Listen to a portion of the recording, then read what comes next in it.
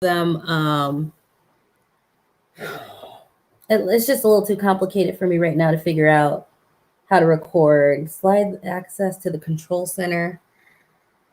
So, but I am live casting this and live streaming this to my Facebook group and to my YouTube channel. So anyone who wants to go back and listen, we can listen to it there. All right.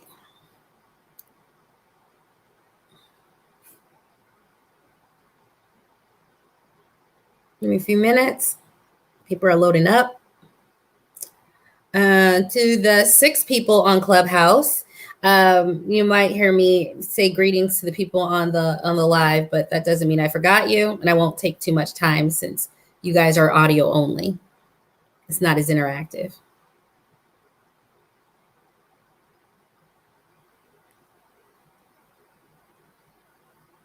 All right, if you guys are out there, go ahead and say hello and hi. So I know I'm not talking to myself. It's so much better when I'm talking to real people.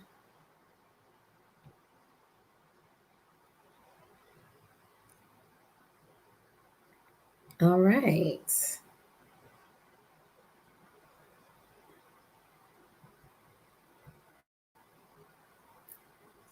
Okay, I got a request out of my sub 30K mastermind group to do a live on how to buy your first rental property. So we are going to go into that. I help people buy their first rental properties every day as a real estate investing coach. So I'm just going to start. My name's Lisa Phillips. Most of you, I'm also on Clubhouse right now too. So I will be taking questions from my Clubhouse audience after we are done. So I'm going to introduce myself for you guys who don't know me, who are new to me, haven't heard me speak. My name is Lisa Phillips. Hey, everyone. I see you all in here. Live streaming from Clubhouse. I am a real estate investor. I'm a real estate investing coach. I'm a cryptocurrency investor. But honestly, what I really do is I have a really strong sense of service to the Black community. That is why I'm here on Earth. I know that sounds crazy, but it really is my purpose. And, you know, you need someone to talk about these subjects and issues. And I started investing in lower priced homes. They were under $30,000, and they happen to be in low price minority neighborhoods. When I went out to get traditional help and information, there was really a lot of pushback and people saying, no, don't invest those. Don't invest in those there. No, those are not the best neighborhoods. Those aren't the best people. But underlying all that, what I was able to pick up was, oh, you're just uncomfortable with low income neighborhoods in general, let alone low income Black neighborhoods or brown neighborhoods. And you just have to know from my background and past, that is where I grew up. So I have no problem with it. I was like, this is just like going home to me. So in order to do this, I really had to just cut through a lot of this general quote unquote guru advice, which was just really underlined with a tinge of implicit and explicit bias, institutionalized racism, privilege. And it's not that they were necessarily doing it on purpose or consciously. They just didn't have any idea how far off they were in their analysis because they just didn't have an affinity with this group of people. So about 6 years ago, and I'm doing this explanation for Clubhouse for the people who are watching my live. So I just went to these different neighborhoods. Even though I lived in DC, I found, 45 minutes north, I found a market, 45 minutes south, I found a market. And I was able to start investing in these rental properties that didn't cost that much money. I then was like, okay, I need to tell other people about this because I know I'm not the only one who doesn't like corporate America and is ready to leave, right? And so I went back and I was just talking about it in Clubhouse. I told my coworkers about it, but like they all just looked at me like I was crazy, except for that one coworker. He was a Korean guy, and he actually went down to Richmond, Virginia with me, and like they bought like 20 homes. So you know what I mean? So you got to pay attention, because if you're not paying attention, other people are and other communities are. Okay.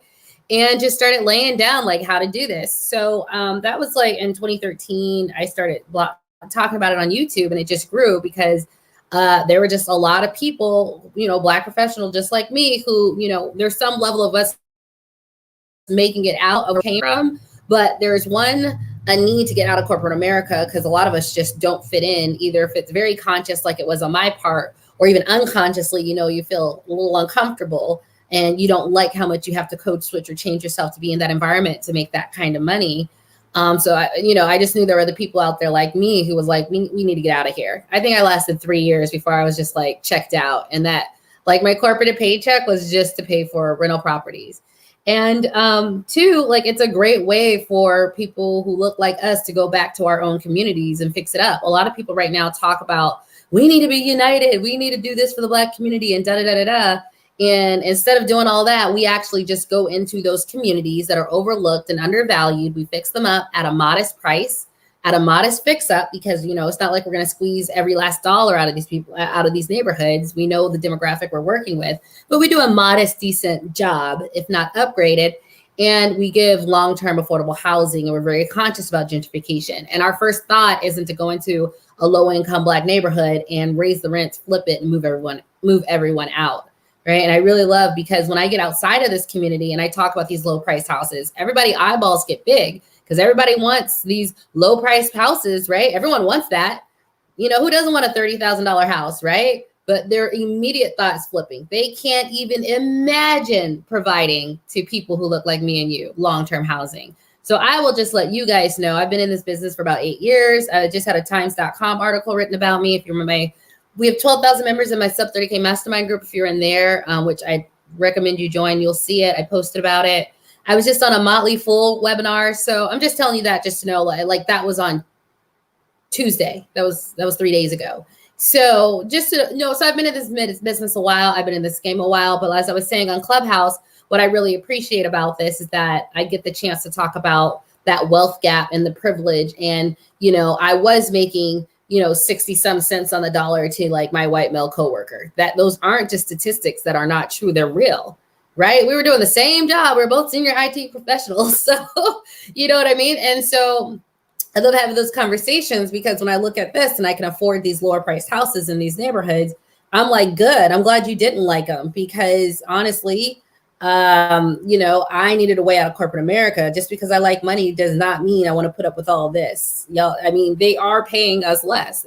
Like this system is made to continuously nickel and dime us, continuously not pay us what it's worth, continuously undervalue. Real estate is where everyone's wealth is in this country. And in our group, we have article after article of, oh my gosh, this appraiser evaluated your home and your real estate for 1/2 the value of everyone else's on the neighborhood, because you had pictures of your Black family in, instead, and then we have articles where like people changed it up, and like their white friends would come live in their house and stay there to meet the appraiser, and then it would appraise for a lot more. Right. So like at every single stage, the system is not set up for us to win. What I love about doing this, and I'm going to get to it in a second, but I think you really needed that background that's a little bit bigger than just buy a house, because it's bigger than that. What I love about it is just that, you finally find money outside of the system that's not set up for us to be equal or parity. And FYI, guys, it's very deliberate. Stop thinking that, oh, if they know. That's why they don't want you talking about how much everyone makes at work. That's why that culture's there. They know very well. And I'm trying to wake as many people up. Like, it's not on accident. You think they want to be at the bottom of the social ladder? you think they don't know how hard it is? They're like, I'd rather have you there than me. So let's wake up about that. Like, oh, they didn't know. Yes, they do. Okay.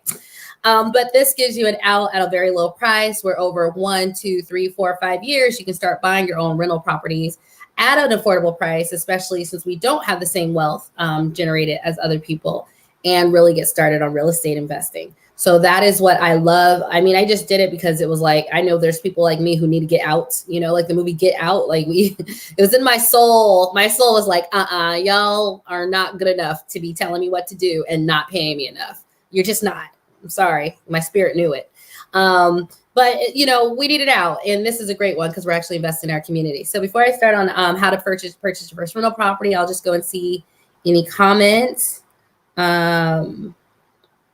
We got Tia from Maryland. Hello, my distant mentor. Hello, my distant mentee. Hello, Lisa. Hi, Michael. Hey, Tawana. Hi, Mike. I agree. Buy back the block and great info. Thank you for that.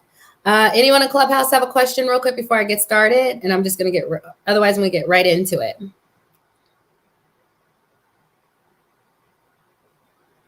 So I sent an email out that if you're in my Clubhouse, I'll take the majority of the questions from you, from my Clubhouse members. So right now there are 55 people on the live stream, and there are 6 people in the clubhouse, but we'll get them numbers up.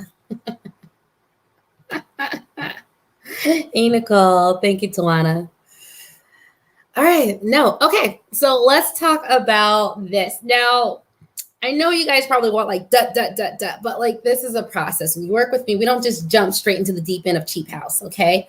If you take your time up front, you're going to be so much better. So it's 2 parts to getting your first property. I am not someone, and so I love, I love talking about this. So I'm not, hey, let's go to get a hard money lender, because at these prices, it's hard to get a hard money lender at the lower prices. But not just that whole no money down and hard money loans, it does work, but you have to have cash. They're not into giving someone with 0 money and 0 reserves or 0 assets access to their money. I mean, in general, it doesn't really happen. But again, there's that extra layer. There could be a black investor and a white investor who goes to a venture or hard money lender, and one gets approved and one doesn't, even though they have the same credit profile. You have to always be mindful that that is always going to be taking place. And unless you send, your friend who is, Caucasian in to do it, you're going to have to be very cognizant that if you don't bring twice as much, even if your credit profile is great, you might not get it. So they're not really into that. So sometimes you're like, oh, you don't need money for real estate investing. Well, you're going to need something, right? Like you either need a lot of time, like in wholesaling. You need to do the time, right? So you don't have money, but you're doing a lot of hustling. Or with hard money lending, they want their money within 6 to 12 months. And if you didn't have the money to start, you probably don't have the money to refinance, because you have to have a certain income and credit to do that. And if you can't refinance, how are they going to get their money? So I am just really straightforward. Like we look at properties that are in the $30,000 to $55,000 range. So then we just, if you can get a mortgage, have to come up with a down payment. That's anywhere from $6,000 to $12,000, right? Like, so that is our target goal. So the first part is getting the financing and what type of properties and how much you have or have access to. And the other part is finding the right market. And once we find the right market and we get the funding in place, that is when we go to actually purchasing or looking for a property. So we got to go in order. Trust me, this works. I've been doing this for 8 years. So that is what I do. So some people call me and they're definitely like, hey, I got $2,000, right? And I'm like, okay, how much can you save? Because we need to get that to 12. We need 12,000. Right? Where's your credit? Okay. You know what I mean? Like, what are we doing with that? Okay. This is a credit lender, a credit repair service that we want. Right. And it's just not the get rich quick, because the get rich quick doesn't really work for us. And it's not quick. Even wholesaling where you don't necessarily need money. I've met so many, like, I think like 5% honestly seem to make it. And the other 95% just run around a whole bunch. And they could have used that time to like come up with extra income or save money to get to like a $10,000 down payment. Now, for some people, a $10,000 to $12,000 down payment, and I've worked with people who've done this, it might take them like a year to save that much. And that's okay. Like, and we're like, hey, so can you do this January 2022? Is this doable? Yes. And I'm walking you through this because sometimes you guys want the, like, some pie in the sky dream. But I'm like, let's just do this the regular way. It's going to work out better for everyone involved if we do. So this isn't get rich quick. But for other people, a $10,000, $12,000 goal is very doable. They already have that sitting in the bank. Now, at least I'm not telling them they need $50,000, right? Because that could be a 10-year thing. But what I find is a lot of people who come to me for real estate investing advice, they were told that because they were told don't go in our minority neighborhoods. They were told to not go in low income neighborhoods. So they were told that, and this advice is really full of like wealth privilege just dripping from it. Go in like a neighborhood that they can see or touch and they feel comfortable living in. Like the neighborhoods I feel comfortable living in are like $200,000, $300,000. Not comfortable because I can live in a wide range, but they're $200,000, $300,000. Like for an investment property, you generally have to put 20% down, right? 20% on $200,000 is $40,000, right? So they want you to put $40,000 down on a house that has like a $1,200,000 mortgage. And they think that's great advice. And it is if you come from wealth. It is if your mom and dad can help you with that $40,000. It is if I can go to my friends and raise that up because the wealth is in that community. Yeah, you can do that. That is not possible in my community. Now it is in certain sectors of it, you know, everyone came from like a hard knock life or low income background, but understanding that the people I work with are first generation college, first generation white collar, we are not sitting here with tons of money because, again, remember, we're making 20 to 40% less than you for the same exact job. Remember, we're paying more for insurance because we live in a certain neighborhood. Remember, we can't get access to the best interest rates and loan, even if we have the same credit profile. We post these studies all the time. They are not theoretical. They are real life. Every single one of those things mean financially, we're always going to be left behind if we continue to only follow their systems and not create our own, right? So that advice just really isn't practical for someone who has the debt. You know, no one paid for my college, but I met many of my friends in more affluent circles who parents bought them a car, who gave them the down payment for their first house, paid for their college, right? This is the first generation where my colleagues were paying for our kids' college, right? But that was unheard of when I went to college. None of us, like I swear to God, when I went to college, my mom gave me $50. All right. It was student loans and $50. Like that's what we made it off of. So we're not in the same communities. And sometimes I think the best part about this platform is just like saying that out loud so we can just be really clear about what's going on. And so, we can't do the same things they do, nor do we need to. We can do it our way. Okay. You can do a susu, you can do low income housing like I do. We don't necessarily need those ways, but we need to first recognize that we are in a system that is not set up for us to be equal or parity to them. It is literally made for us to be second tier, right? And I'm just going to say this again. My soul refuses to do that. So that's not what we're going to do. So that is why we just really need to be conscious of these methods that we come up with. And I'm going to just see if there's any questions in the clubhouse before I keep going. So this first part was just talking about let's come up with a $10,000, $12,000 goal. And this is assuming you're going to get a mortgage. Now, I had a foreclosure on my credit report when I first did this. So I had to use different things like cash. I used personal loans, but I don't want to go into that because that's each of those are a whole 30-minute segment on the strategy and using them themselves. So we will just stick with you can obtain a mortgage because your credit's like 680 and above. You don't have a foreclosure or bankruptcy. Yes, I do work with people who have those other issues, and we go about it a different way, different strategy for different credit profiles, right? So first part, let's hit that $10,000, $12,000 goal. Understanding also we can't just go get a hard money loan just because someone said we can. And just because it says no money down, well, no money down for certain people might work. But for us, they're like, nah, you got to prove you got money. We're not giving you anything till you prove you got some assets, right? So that's also something no one wants to say out loud, but we just need to be clear about the system that we're in. I'm going to go back. I don't have any questions on Clubhouse. Are y'all with me on Clubhouse still? But I do have some questions on the live. So Facebook said, do you recommend buying the traditional way? Yeah, if you can. Just be very discerning about your budget and stick to your budget. So if your budget's like, I can buy an investment property for $70,000, that's what you buy. And then that's a conversation we're going to have later on about like finding those markets. Mike said, are you willing to collaborate with a credit repair company? Yes, if you're a good one. I don't put anything less than the best in front of people because I'm just very sensitive to people not always standing up to their word. But if you're good and you know what you're doing, I can generally recognize that really quickly. And I don't mind putting you in front of my audience. Just trying to buy a house and rent out the basement, but this market is still very competitive. Yeah, it depends on what market. I got you, Mike. Bravo for saying that. My mom would bring me a bag of oranges every 2 weeks. Oh, okay. Yeze said I got $50 when I went to college. And she said her mom would bring her some oranges. Girl, I mean, she did what she could do, right? My mom's $50. That's what she could do.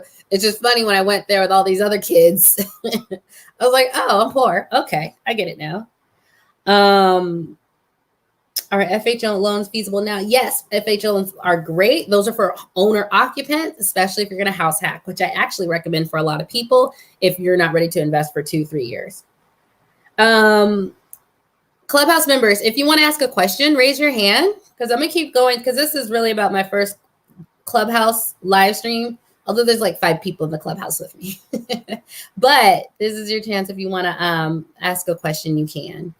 And they won't hear you on the live stream. I'll just repeat your questions out loud. Any? Constance, Felicia, Cindy, Rose, Tamika? Thank you, Jeff.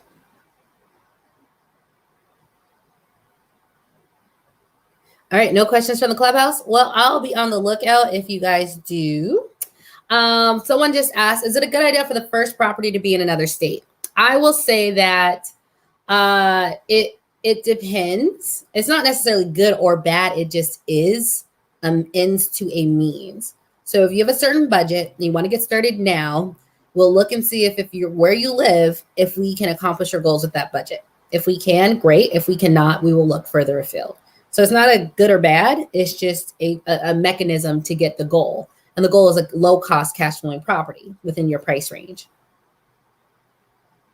Okay.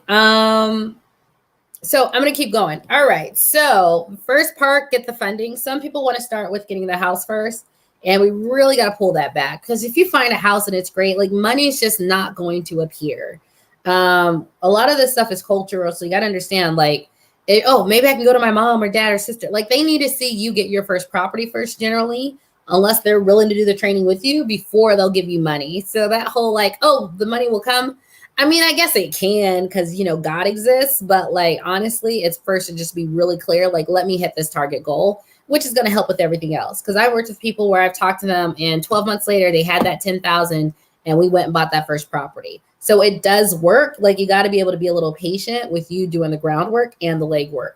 And generally they clear up their credit as well. So that's the first part, just getting clear on the funding and what you can do. And right now I'm assuming that you don't have any foreclosures or bankruptcies, or you're cash heavy.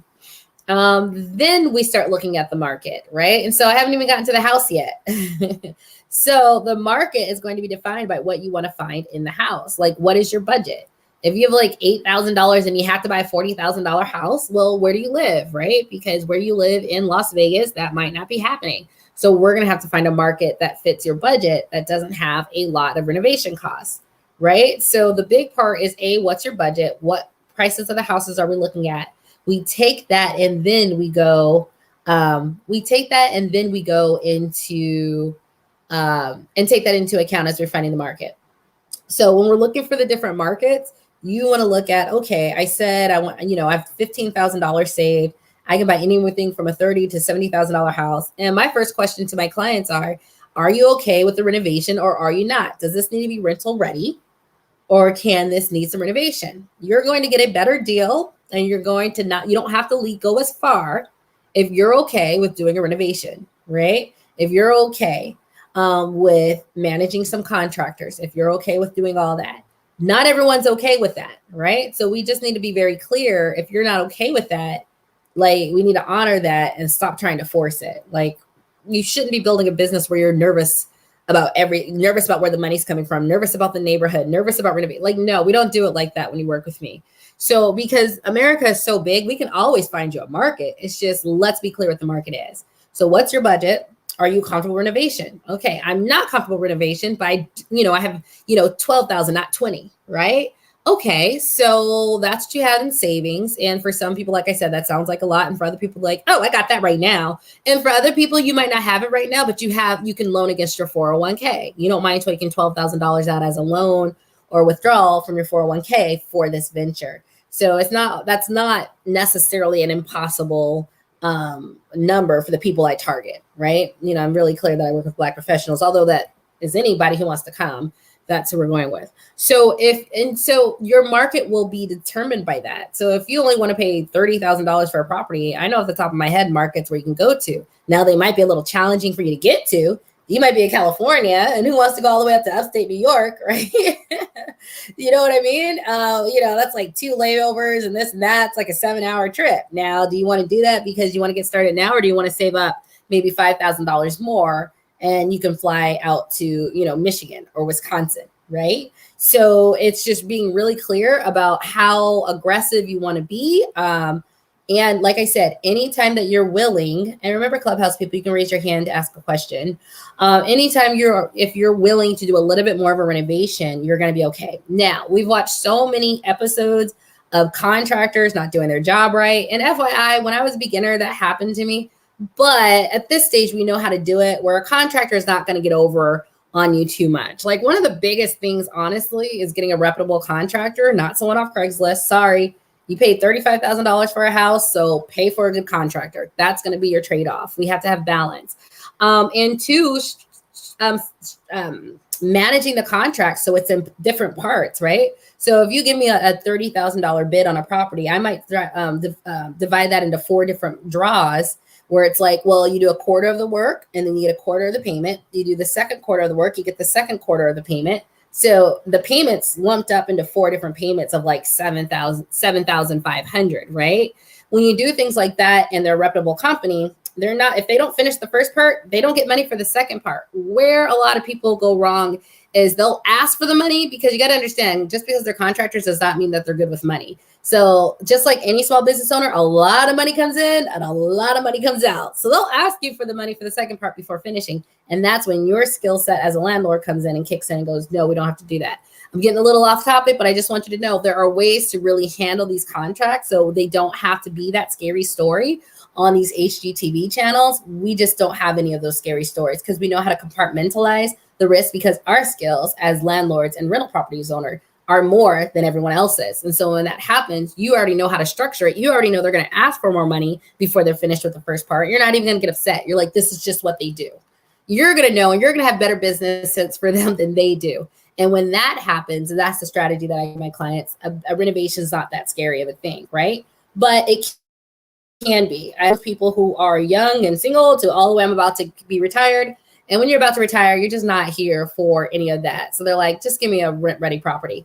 So we're looking at our different markets. We are taking into account how far do you have to travel to get there, but we really are taking into account also what your budget is and what kind of houses you want to see. And some people make the decision, I would rather maybe go 6 hours on a flight with a layover to get to a certain market because it is at the price I want and it doesn't need work, than maybe a short 2.5 hour flight, but I might have to do a $15,000 renovation on a $35,000 property, right? And so these are individual decisions. What happens when you go get advice everywhere else, they act like one way is the only way. No, it depends. Like if you're not comfortable with the renovation, let's just go a little further. And you're like, yeah, I'd rather go to a market where I have to travel twice as much, you know, just because I really don't want that. And whenever we do that, we make those decisions versus think we can only do it one way. My clients and myself, we're always happier and we get exactly what we want, not what we thought we had to settle for, right? You also, when you work with me, it's a mindset thing. So I will make you do your manifesting technique. I don't care if it's praying, scripting, speaking it out loud. You're going to do that if you work with me, because it's all about mindset too, what opens up the possibilities. So that is the second part. So first, let's get really fun, like on the funding and how I do it, assuming we're doing it the traditional way, things to be mindful of. And then second, let's really be concerned about the market matching what you actually want, not what you think you need to settle for. And like I said, sometimes that extra distance is worth it to get exactly what you want. It is for me, but I have a wide tolerance for a lot of things after doing this for 8 years. So, you know, you can't compare yourself to someone who's been in this world for 8 years than someone who's new. But I just really insist that we find the market that's right for you. Now we're going to get to the house, right? So you saw how I spent way more time talking about funding and the market before what cheap properties we can get. Okay. So that is what you just need to understand and realize that those bigger conversations are going to set you up, and the market's going to already have the houses you want. We don't have to worry. We already are compensated for that. So then that's when we find the market that fits your budget. We already know it has the kind of houses you already wanted. We've already vetted them. We already went through the system to find them, right? So then it's a lot easier. Then it's just going up to each individual house and getting a real estate agent to work with you. They don't really want to because they don't make that much commission off of a $50,000 house, depending on where the location is. But we have ways of cajoling them into working with you. You just gotta be a little slick about it. Not lie, just a lot of soft bribery, okay? A lot of taking you out for lunch. No one turns down lunch, even if they don't get that much money. Like literally, the lunch is worth more than what their commission is. So That is what we do. And then just you're going through the house and you're going through the process. You already have the funding down. We've already gone through what the mortgage is, if you're likely to get the mortgage or not. We've already gone through the market. So in the market, we're finding the houses. So then it's just looking at the houses. And eventually you're just going to walk into one and you're going to look and go, okay, this is it. You're going to assess. We've already talked about, are you okay with renovations? Are you not okay with renovations? Depending on those answers, when you're walking in, you're doing it with a knowledge of, like I said, I am willing to do this for this property. So when you already have your criteria, you have your budget, you have your metrics, then it's just finding what fits. And then we tend to have like just an extremely high success rate because you're not walking in blind. You didn't start without the foundation. And I find that a lot of this conversation, you want to go straight to the house without the foundation of knowing what your portfolio and your business wants to look like. All right. So then it's easy once you know, but I find with new investors, they just don't have that depth and breadth of what they're really looking for, right? Like one of the conversations we have is like, hey, in the Northeast, you're going to get more cash flow because the rents are higher than finding a $50,000 property in the South. Like the rents are not the same, right? Like one of those conversations is, do you want to go way up to the Northeast to get a house for this? Or are you okay with more modest gains because it's close by, maybe one state away, maybe 3 hours away, and you prefer driving than flying, right? But once we have all of these criteria and metrics fleshed out, that's what makes it so much easier to find the house. Then the house is easy, right? So that is sort of like the process. And then you just bid. And once you bid, you just go through that whole bidding process and mortgage process. I'm not going to get into that too much because that's a whole, each of those are, bidding and negotiating and how long the house has been on the market, getting a load, like that's a whole thing in itself. Okay. And then the mortgage process, like if you do get it and going through the mortgage process in a way that's very logical and strategic, knowing that it's not set up for our highest good, that's a whole other thing. Okay. So we're just going to go. So that is how you buy your first. Let's get really clear on the funding source. And we just assumed you can do a mortgage. So what our target goals were, and then what kind of markets we're looking for, depending on what your goals, your budget, what you're comfortable with, and what you want this thing to look like. And then once you get that, you just start looking at the houses. So I have out-of-state clients and I'm like, hey, so when are you getting on a plane? So I'm working with someone who's about to fly, I'm not telling you because I'm on a bigger platform now. So I don't tell the markets because you guys are going to like buy it like next week. If I do, she's about to get on a plane, right? Out of Atlanta. She's about to go to an unknown, unspecified place in Texas. And like in 2 weeks, right? And so we've been working together literally 1 week. So with my one-on-one client, it just goes really fast because they get all their questions answered. So once you get that criteria and you start looking at the houses, then you know what you're looking for. And I think that's the difference. Knowing what you're looking for, knowing that you did what you didn't know, like, oh, I'm supposed to know if I want to do this, or I'm supposed to know if I want a rental ready. I'm supposed to know, okay, I'm taking less cash flow because it's closer. When you know those things, it's easier to just find a nice mix. So, and then the bidding process and then the mortgage process, whole other thing. I don't want to go into that. We'll do another Clubhouse Live about that one, okay? Jeff, any feedback that you have? And anyone in the Clubhouse would like to ask a question, you can. But with that, let me see if anyone in Clubhouse has questions. We went down from 6 to 3. I have 102 people on my live stream, so I don't feel like my voice isn't being heard.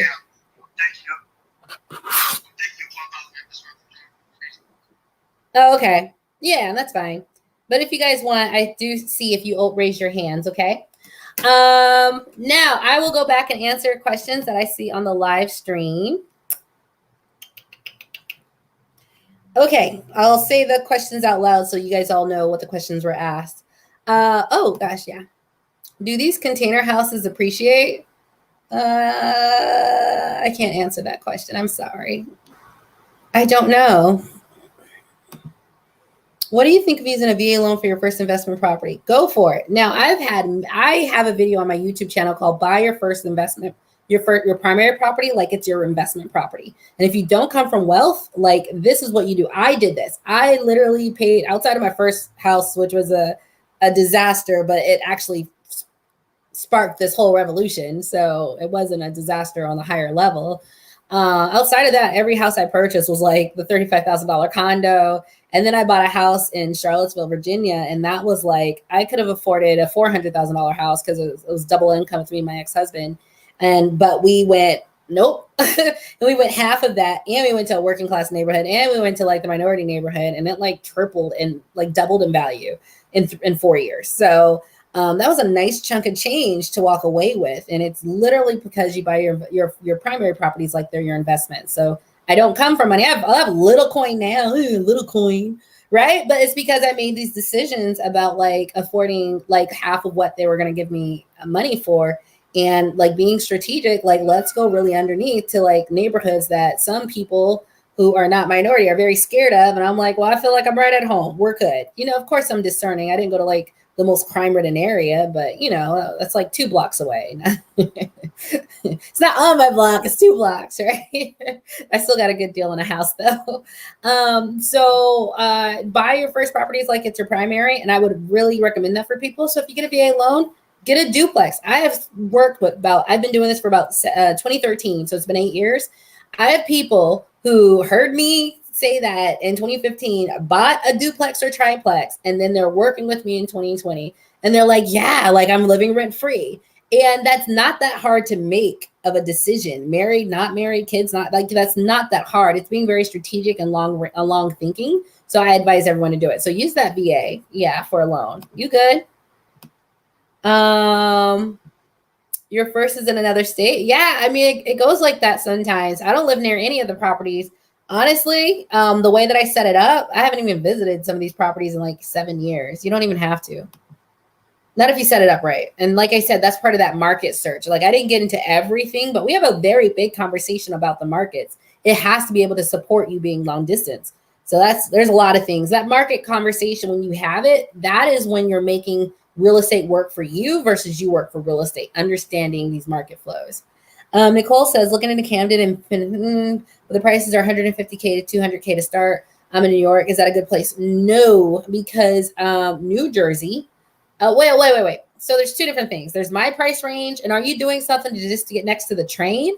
Like if you want something that's next to the train, it's like the next big thing, sure. New Jersey properties do not appreciate. The taxes are too high. They just can't appreciate that big because people can't afford them because you're paying $800, $900, $1,000 a month in property taxes on top of a mortgage. It's just not doable. So when it comes to our price range, we have to be very discerning that the mortgage and the property taxes don't eat everything up. And that's only at certain spots, which have lower property taxes in New Jersey. So if you're doing it as like a New York, like your primary, not like an investment property thing, it might work if like, you know, that access to the train, but outside of that, we have to be very discerning about the property taxes in New Jersey. I mean, they're pretty bad. I missed the $10,000. Was that a program? I don't have a $10,000 program. If you was to recommend somebody for credit repair, who would it be?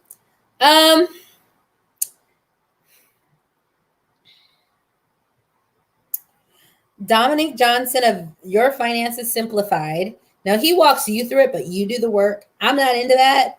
I use M&H Financial, which is Nativa Hurd, Netivaherd. Nativa Hurd. She's pretty good. She's really busy. So you got to stay on these credit repair people because like, it's so funny. I tell people, and don't take this the wrong way, so don't get in your feelings or emotional, but like the best credit repair people are people who work with like the Black community because they get the most practice, but they're also the busiest. So but they know how to take it off your credit, like lickety split. Like don't play with them. She got mine off. Plus they took too long. So I got $2,000. Like it took like a year, but she was like, oh, we're getting an attorney and they shouldn't have done that. And so it was nice coming up $2,000. The attorney's got like $7,000, but still. I got 2. So she's good. And then I think above Mike Williams, I don't know him, so I'm not vetting him or until I get to know him worth. But there was someone in the comments who left a message that in the Facebook group that he is also into credit repair. So if you want to take a chance, I don't know them. I'm not endorsing until I get to know them, but they did mention it. And, you know, I support Black business. So that is who I've worked with in the past, but there's so many. So if you see someone on your Facebook or your TikTok and you're listening to them, you can tell they know what they're talking about. you can give them a shot. These things are honestly, I pay like $150. You know what I mean? To get like a complete thing moved off. And so if you're talking about you have 2 or 3 blemishes, like just pay the $100 and call it a day. Get it done within 2 to 3 months. You don't have to follow up. I don't need to learn the FCRA. Like I know it, but you don't need to do that. You're working. Like let someone else do that. Pay the money. Get it done in 2 months and keep it moving. I'm the biggest person. Like just pay that little, little bit of coins. Just pay it.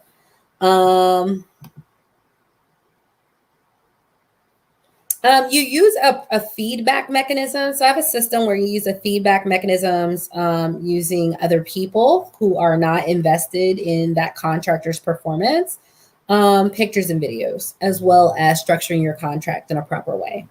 I do go into more detail in my, I have a video, it's called,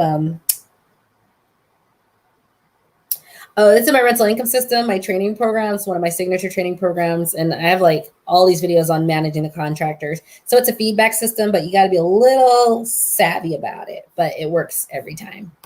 So just the feedback mechanism between non-invested people plus pictures and videos plus managing your there's a lot of little pieces you put together to make it super easy. So you put this piece and that piece and this piece. And if you do all of that, you're not going to be an HGTV wreck, right? Those people don't know that. They would have been working with me. That wouldn't have happened. Now, that did happen to me in my earlier, before I knew better, but we don't do that now. We learn. Tamika Jones says, hello, Lisa. If you find properties that are way behind on taxes, but they are not on the list for auction, any advice on how I get the properties that are all in the same area? I have not done that, so I cannot offer any advice on that. However, in the Facebook group, I know that there are people who do. So go post that question there as a new post. There is some people who went into that area. I did not, so I just don't like to talk about things that I do not have direct experience or learning lessons with, okay?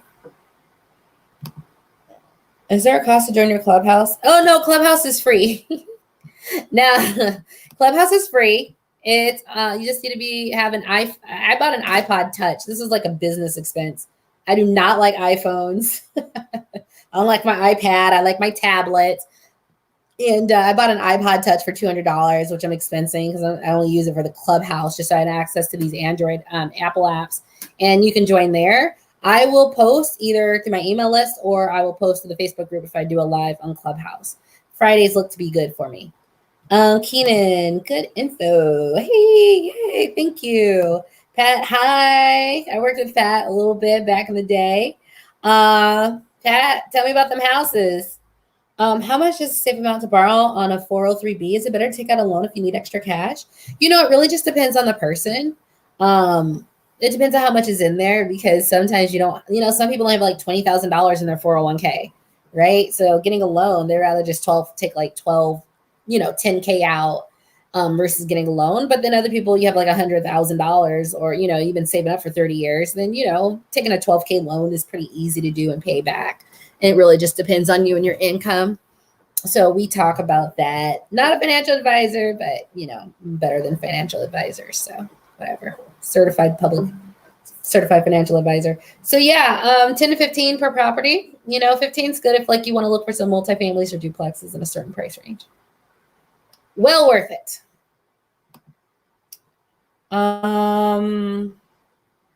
Okay. There's a lot. Okay. There's a lot of questions. Any lenders who will work with new investors without having inexperienced partners? I mean, a regular mortgage lender will work with you regardless. You just need to meet their underwriting standards. But are you talking about a hard money lender?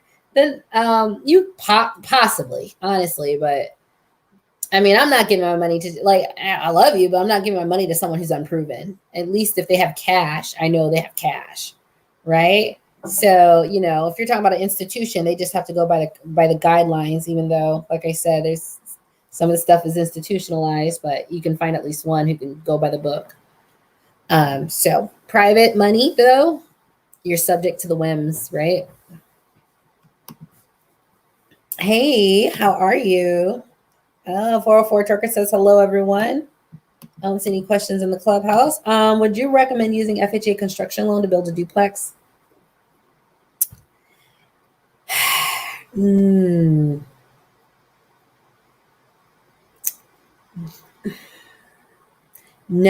because the costs that I've seen in the estimates are way more than you buying like a $75,000 duplex. So like cost wise, you're paying double or 50% to 100% more for it. And yeah, it's new, but like, are you in this for new things or to like get properties at a low price and cash flow? Right. I mean, just because it's not new doesn't mean these properties are bad. You know, they hang around for hundreds, tens of years. 404 trucker says go 4 unit. Same documents requirement. Okay, yeah, if you can. I don't know. When I was 22, I could do it a 4 unit, but now I can do a duplex or triplex. That's expensive in Dallas. A lot of the properties in my neighborhood are owned by people who are either Russia or China, and I live in the hood. I told you when I was at IBM, I told all my coworkers about it. But guess who went down to Richmond with me? My Korean coworker. So if we don't step on it, someone else will. That is why I'm trying to give you this information to get started, because no one's going to wait for us to get our act together, right? And this should be us because there are neighborhoods. And I will help as much as possible. Investment property. Let me see, Nicole, what you ask? I'm going back up to see what Nicole. Oh, girl, you're too far up. I can't do it.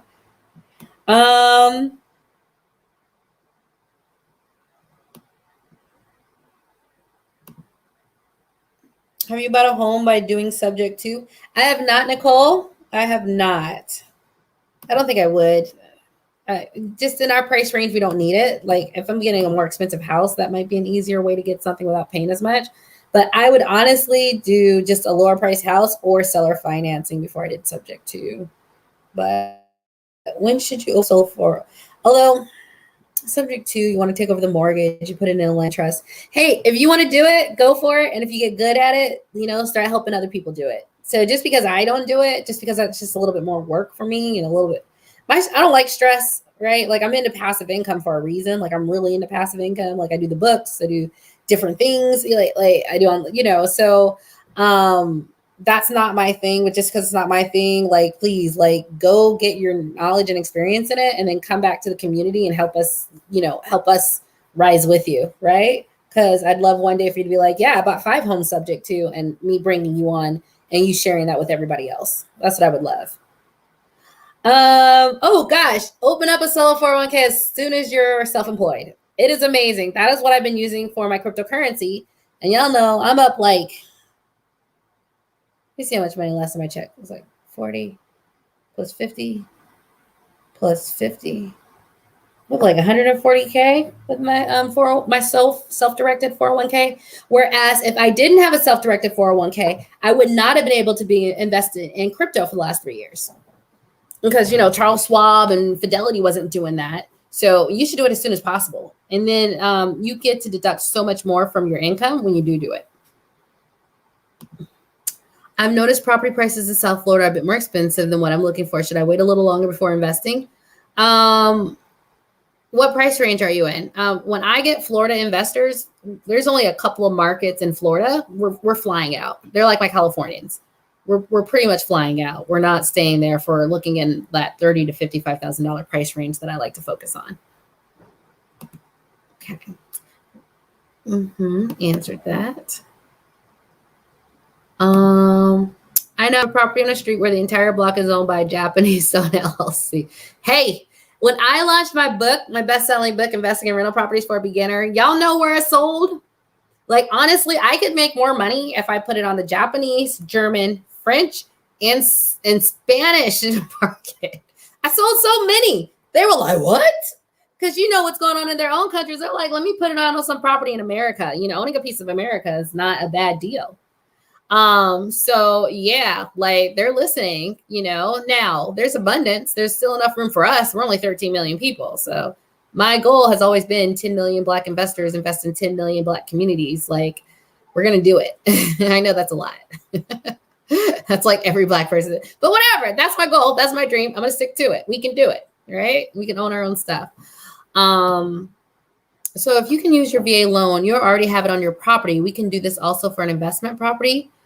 I do not know. You'll have to talk to FHA if you can use an so your VA loan for building another property on the property you already own. I'm not like up to date on VA loans like that. Where do you find these sub 30K properties? Nicole, you missed the first part. Like, we've spent a big time talking about what kind of market, what kind of budget, what kind of price we want. And once we find that, there's a very methodical, systematic search that we do to go through them. But the bigger part is just finding out what you actually want. And I'll just briefly say this because I don't know if you caught the first half. Do you want a big renovation? Do you not want a big renovation? Is your budget $40,000 or is it $70,000? Are you willing to travel? Are you not willing to travel? You know, so once we find those big questions, then we know what we need to find the right market. And then, of course, I have my own systems that I teach in my investing out of state training and my rental income system training that is sort of pretty unique. Alita says, just want to say I love you and can't wait to work with you once I get my life together. Keep buying cryptos. Keep buying crypto. We'll talk next year when we're, okay, we'll talk next year. You're going to be good.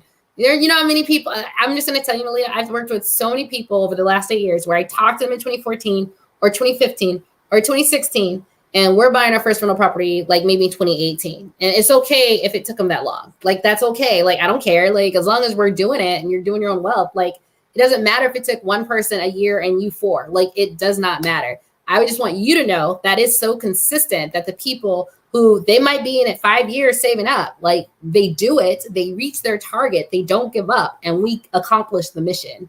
Okay, so yes, ma'am, we will be working together. We'll speak that into existence. I mean, it's going to happen. Like, you're like on every live stream, like, it's going to happen. Facebook user says, I'm in the commercial mortgage business for investment purposes. Contact me if you're interested. Thanks. I don't know who you are. It just says Facebook user.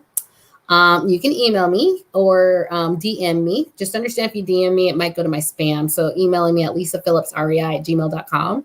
And we can see, because some people are always sending me random stuff. And it's just like, y'all know the credit profile of like my people. Like, why are you going so high? So don't give me something if you're like, we do $500,000 minimums. Like, that's not, we're not doing that at this moment. So, but if it's something within my price range of what we work on, then yes. Just read the audience, okay? And don't be racist. Be friendly. Do you need a lot of money? What's the qualifications? Oh my goodness, that's such a big question. I did go over it earlier. We look for homes in the $30,000 to $70,000 range. It just really depends on what your budget is and where you're located.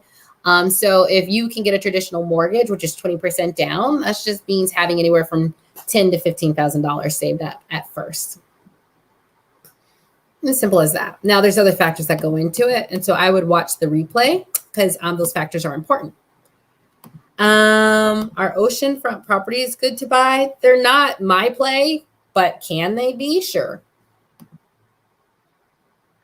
I wouldn't do it because the rising tide waters, and there's like these Florida properties, they get flooded every morning and they can't sell because it's like the rising water line. So I wouldn't get right on the beachfront. No.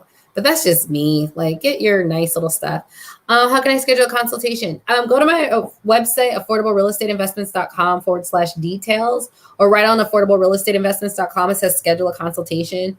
I like charge like the cheapest rate for like a 30-minute, but that's all you need is 30 minutes.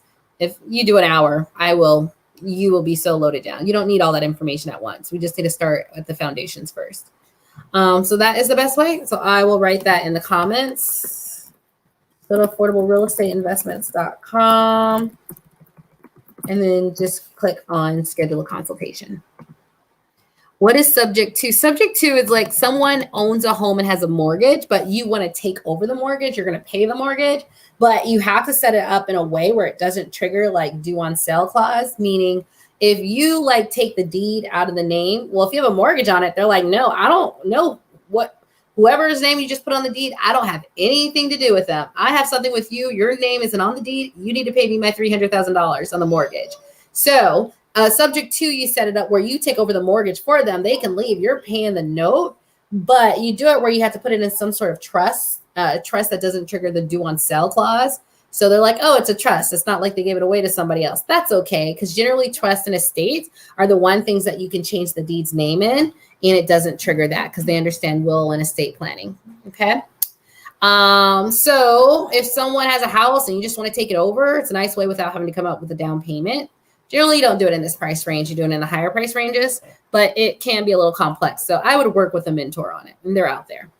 Supercase, congratulations on crypto's investment, and thank you for advice. Uppercase G, you are welcome. You know, that crypto, I'm telling you guys, I'm in a Facebook group, and it's Black people in cryptocurrency. I will just say, if you go to it, the people are really good. I don't know, I clash a little with the admins, you see, so hopefully I don't get kicked out. Yes.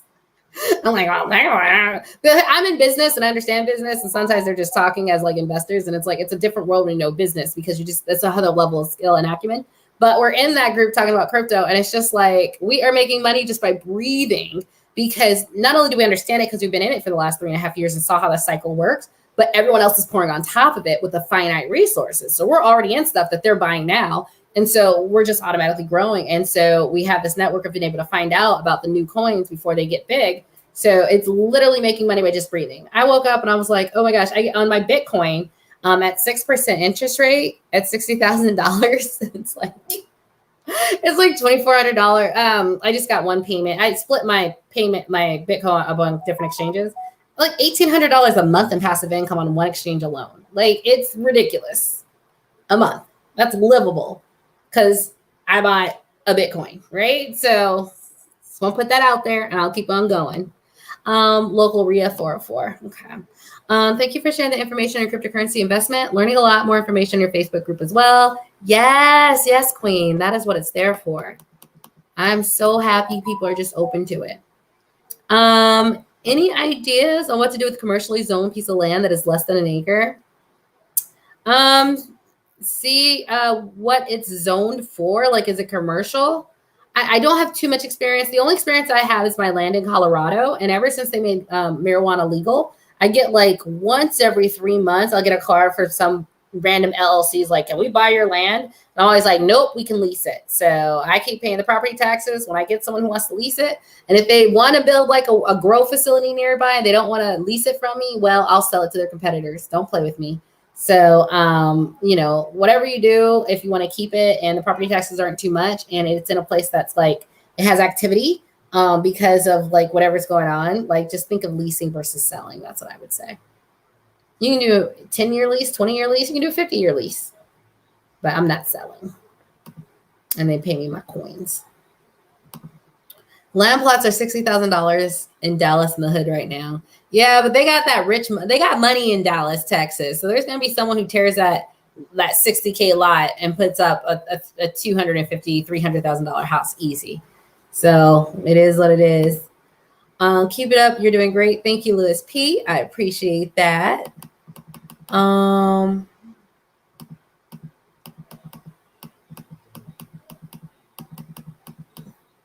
That feels like Yeze says, I first heard you when you're on Bigger Pockets and haven't progressed at all. I'm a coward, a high earner. I do have legal ADU rental, but I'm so scared to invest out of state. Yeah, and you know what? If you don't do it, like I'm talking about it very casually because I'm very knowledgeable and experienced in it. So yes, I can imagine it being very scary without the knowledge and skills that I have, right? So that's okay. That's being very logical in your fearfulness, knowing what you don't know. You can learn through experience. People I work with, I teach them my methods and ways because we circumvent all of that because, I've been doing it. Like, we know how to get you an out-of-state property. If there's one thing I can do is get you an out-of-state property. My next book is dropping. I'm actually doing the edits. It's the sub 30K guide to investing out of state. So I am putting all this knowledge on the systems in that book. Wait for it to drop. Probably in the next couple months, I have to go over and go through it again. And sometimes when you write a book, going over your own book is like a little tiring. So I've been pushing it off a little, but as soon as I get through that, we're getting the cover page and that'll drop to help those who would like the help. And as you know, I do everything different than all the mainstream. So the mainstream stuff is good, but I'm going to do it different. And I have experience helping people of all types. And so what that gives you is just depth of the different nuances and things that come up that you can speak to, that you can navigate to. So I will say, like, versus anyone else's, if they haven't been helping people do this from all over the country, things didn't come up that you had to address and learn about. So that is what will be different. Like when I write my books, I'm writing from depths of experience. So I can talk to things you don't even know you're going to ask until you do. But I've been working with new investors my whole time. So I know what's on their mind. We have to, and I've learned how to address them by now. Hi, Stuart. Keep looking. Meanwhile, building up your cash. Oh, y'all having a whole conversation. Are you putting their properties in their own LLC? I am not. Now, if I become super famous one day, I will. But if you're not super famous, no. I have a video on my YouTube channel. It's free. It's called Renter's Insurance. It's going to protect you way more than putting your property in your LLC, and more convenient. You requiring them to have renter's insurance and you having renter's insurance. If anything gets hurt or happens, they have 2 places, and you can write that in the lease, that they can go to get paid. They don't need you. All right. Why are they going to worry about Lisa Phillips if they got to squeeze, a nickel out of a dime when they can go to their own renter's insurance property that pays out, $15,000 medical, $30,000 injury, right? And then you have a rental property insurance on top of it. That's $1 million in liability. Someone asked, do you have to be, there's a lot of questions, huh? Do you have to be a realtor to find these price deals? No. You just got to know what you're doing. Check out her book as well. Yes. Because it's funny, in my Facebook group, people ask questions that are in that book. And before I even say it, they're like, did you get that book? Because you need to read. No, but I'm not just promoting it because it's my book, but it's legit. It's legit. It's not, read the reviews. I do not understand crypto at all. Yeah, I have these I'm doing another workshop Monday. I think Monday is how I made $35,000 investing in exchange coins, wallets, and infrastructure coins. So I am doing these weekly webinars because I want to get as many people as possible, many Black people, to be honest, as possible investing. And it's a lot easier. Well, I wouldn't even say it's easy the way I explain it. Okay. So go ahead and take the time to watch it. For the most part, people who've watched my trainings, they said they like it. I mean, they can be a little long because after each step, I answer questions. So we're all on the same page. But by the time they're done, they know what they're doing. They know why they're doing it. They know what they're investing in, why they're investing in it. And it's night and day different. And seriously, I must say they know more than most people out there who've been in crypto, because I do explain it from business. I do explain it from my prepper and gold bug knowledge. I do explain it from all of those different things that make me effective here. And then the real estate on top of the crypto. If you know real estate and crypto, it's a match made in heaven. So I feel if you're a real estate investor and you're a good real estate investor, you're going to kill in the crypto game. And I was doing this half okay, let me see what I can do. Okay, this makes sense. This makes sense. I wasn't even all in like I am right now. Okay, now I'm I need that stimmy check of yours need to be going into crypto. Okay, because we need to compare that 1,400 and what it's going to end up in a year from now. Okay. So I have it. It's how I made over $130,000 investing in cryptocurrency in the last 3 years. Super easy. I was just $200. I chose my coins and just set it and forget it. I looked up the other day. It was $100 and some $1,000. I'm making, hundreds and hundreds, over $2,000 a month in passive income. It's ridiculous. So, which is good though, but it should be. And I show you exactly why the money's flowing into it and how that pushes the price up. So none of it's magic.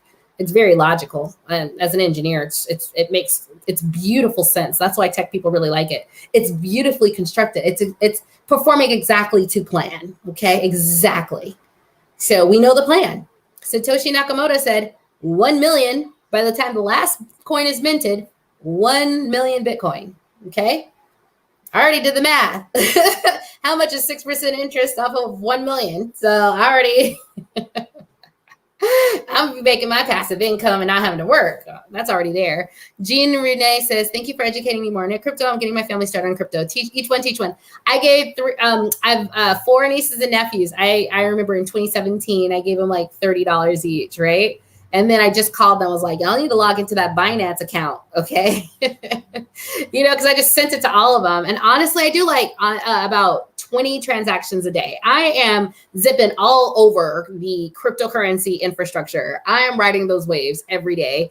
I was just thinking I do 20 transactions a day. It gets easy. You have these really long addresses, but you learn how to just copy, paste, check, boom, boom. Let me get it over to this exchange. Let me take it off this exchange before the U.S. government comes and and then let me put it on my wallet. I am boom, boom, boom, boom, boom, 20 a day. It's ridiculous. But when you get $50 gives you like 400 pieces of stock, like coins, which can then literally go on to be like $400 each. Like, it's worth the extra money. So you're welcome. Please take advantage of it, because honestly, everyone who waits, like, there is an opportunity right now. I've never said you make money just breathing. I'm saying it with this. And y'all know me long enough. I don't just say stuff like that. You want to make money? Let's not get rich quick. It's not, okay, you can say 500 a month. Okay, January 2022 is like, that's the kind of person I am. This is a no-brainer. So please take advantage of my little workshops that I'm like spending 4 hours every Monday on. Take advantage of it. Like, please. Okay. How or where do you buy cryptocurrency? Tamika, we have to sign up for exchanges. Now, depending on where you live, like if you're in Washington and New York, you have to go a little harder. I'm actually going to do a whole webinar just on like how we get access to coins, because half the questions as an American is like, how can I get it? Because the US does not want this to flourish. They do not want this to flourish. They don't want people like me making $130,000 off of like chum. They don't want that happening. They don't want you going outside their dollar. So they're really crashing down. So, but the thing is, it's like, you think you're going to know more than us? So we're just like figuring out. And so I'm going to do a whole class. I'm like, okay, this is how we're going to get this coin. All right. So get your VPN. This is what we're going to do. This requires KYC, which is know your client. You're going to get very comfortable with that. This one doesn't. So this is, you got to put the money here, do what you do, take it off, then put it here, because you can't buy on here because you're an American, but you can deposit coins and get what you need and trade it and then come back, right? And yes, I do have accounting software that takes care of all my trades, but most of my money is in my 401k where I'm not getting taxed. So that's why I think you all should get a self-directed IRA. Y'all have any conversation? How can I sign up for the crypto and real estate group? The crypto, I do weekly live webinars. So just go to this and then do the first one I did, or you can see it. Lisa Phillips, Lisa-Thinkific.com. Go to my Thinkific site. So you can sign up and get the free one I did. It was like 3.5 hours. Like all of mine are like 2 to 4 hours long, but it's worth it. Everyone likes how I stop and take questions for it. But look at the free one. If you're still on board, I'm doing them where, just like with my real estate investing, all of these they can be complex. So I have to break it down per area, so you're not overwhelmed. So I was doing it every week, but that's a little too much for new investors. They love it, but they have to rewatch it. And I'm like, rewatch it at like 0.75 speed. It's a lot to take in, but it's worth it. They're getting their knowledge and their brains exploding with like competency. But now I'm doing it every 2 weeks, which gives them time to breathe and absorb more. And they do watch it 2 or 3 times, not because they didn't understand it. They understand it a lot, but it's just I have to break it down into parts. If you want to be competent, I have to break it down. But what I want is that for everybody I teach, will then go on to teach their people, right? Because I can't do it alone. The revolution needs all of us just committing to doing it.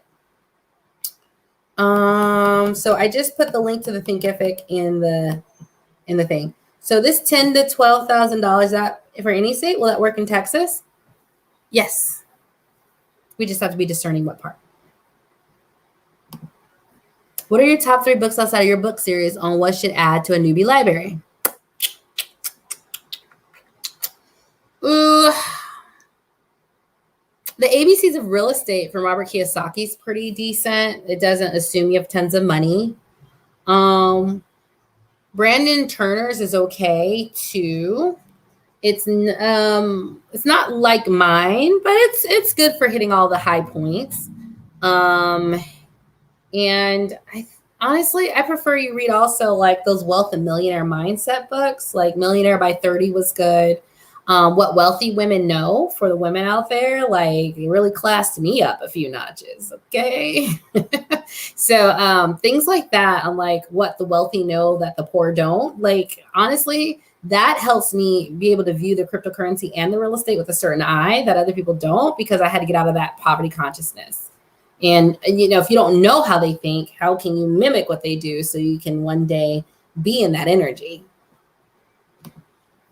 Been following you for years. You were the first real estate coach on social media back in 2012. I was like, missing out. You need to listen to me. Trust me, this works. Any advice where to find your team, like a realtor, attorney, tax advisor, aside from networking at retail groups, or is it all just trial and error? No, it is looking at reputable sources. Now, first of all, we have a great community in my Facebook group. So if my Facebook group, I ask them for an attorney in X location, generally one of them is going to have one that they like and they'll give it to me. So it's word of mouth online in the right groups. I don't know if I'd go to Bigger Pockets. They might give me some, I don't know. I just trust certain groups other than others.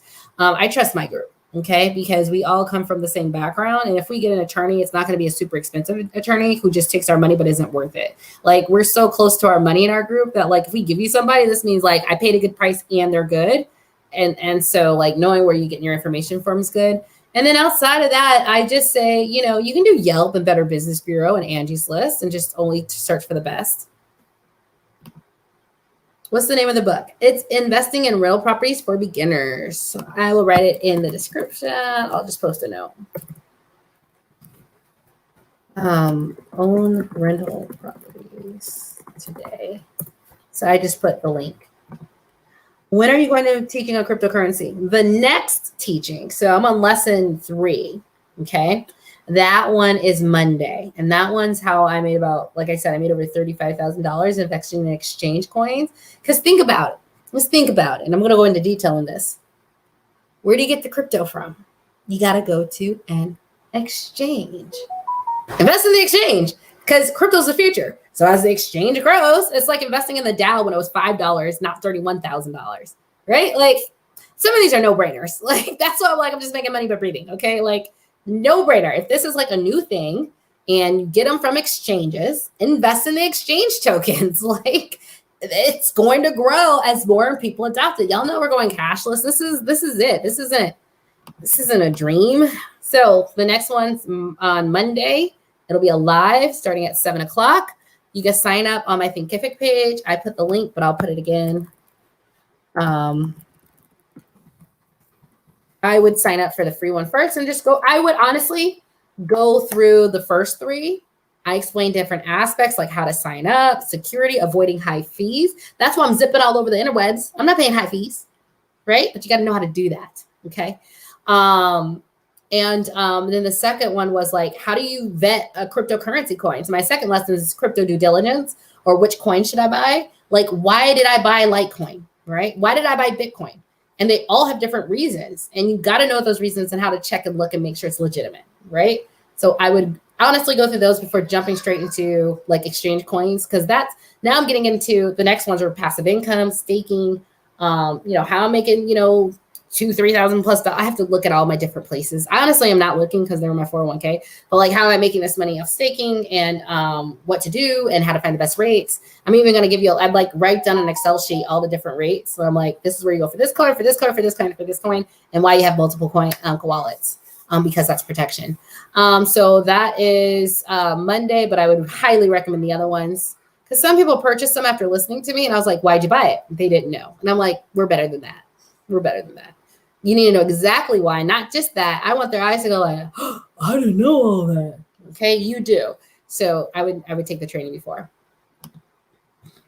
Okay, sometimes it has 3 questions.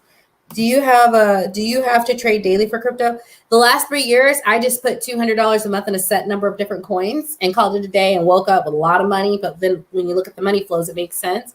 But now I am a day trader.